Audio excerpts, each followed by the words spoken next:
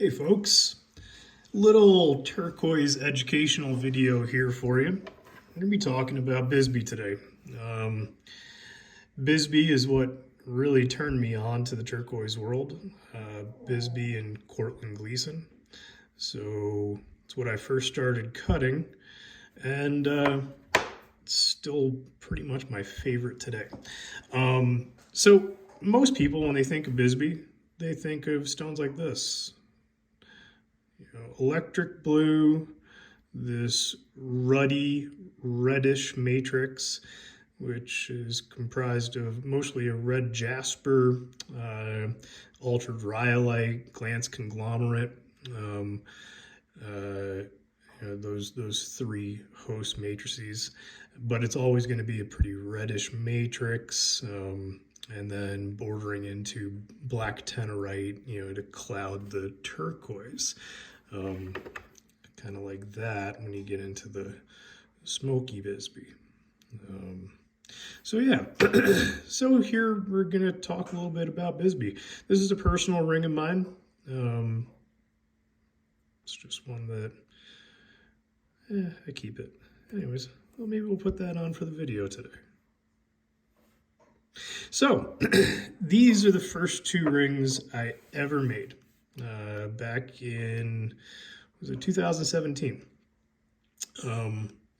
These were never for sale, and I just still hold on to them. Now this is Bisbee as well.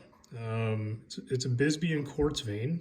This is actually the same vein, cut down the middle. It was a dogtooth quartz vein. And you can see some of the quartz inclusions and pieces where they popped out. Now this actually has the color of what most people think of when they see Sonoran gold. But this is actually from Bisbee, and it's Bisbee and quartz. And right there under the bezel, you can just see the turquoise and the quartz vein underneath.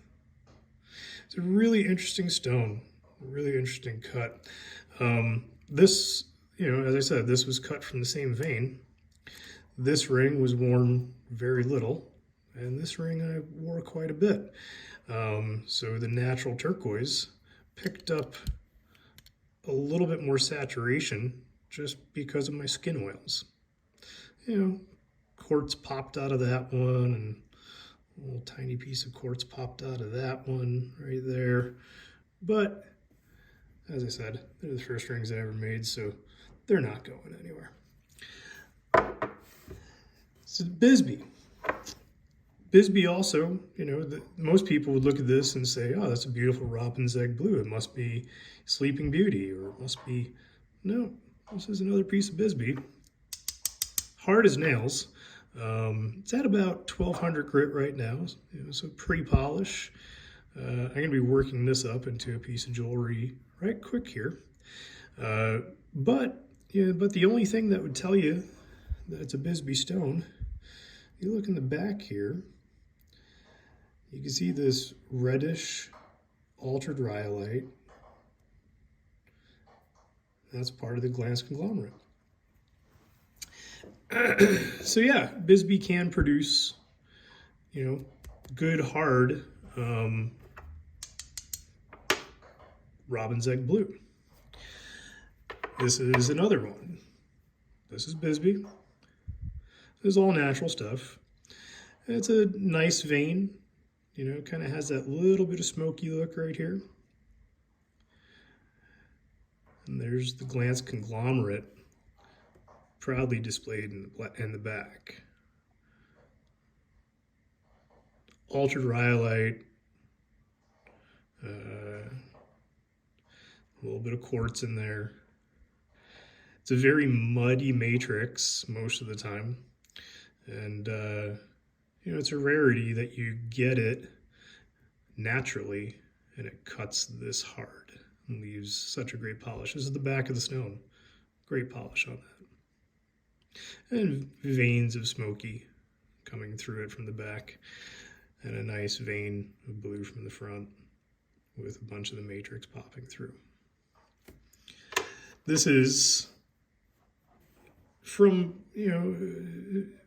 this is from the coal shaft. This is older stuff. And it has a little bit of cooperite floating around the quartz and some turquoise. And turquoise and quartz in Bisbee. Has a little bit of backing left on here. But it'll go in a solid back setting.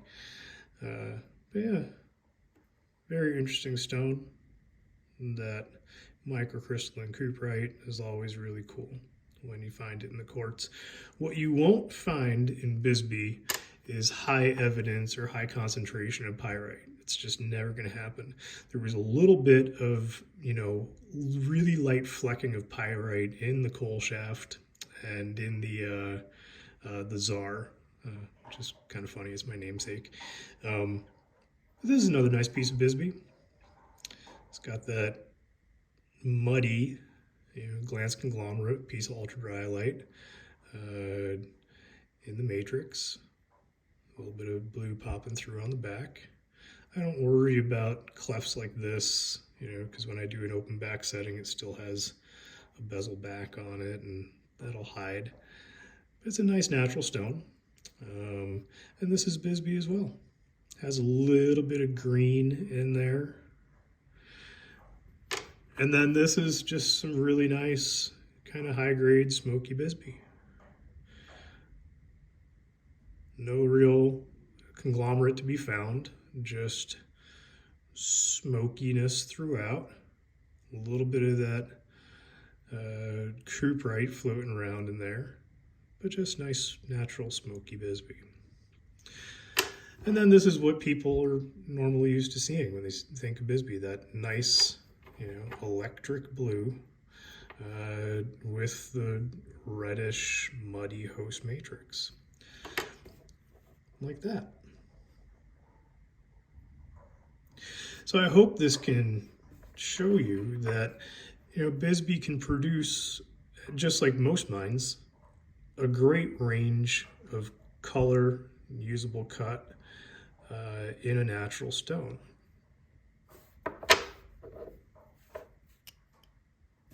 A lot of variety. Enjoy.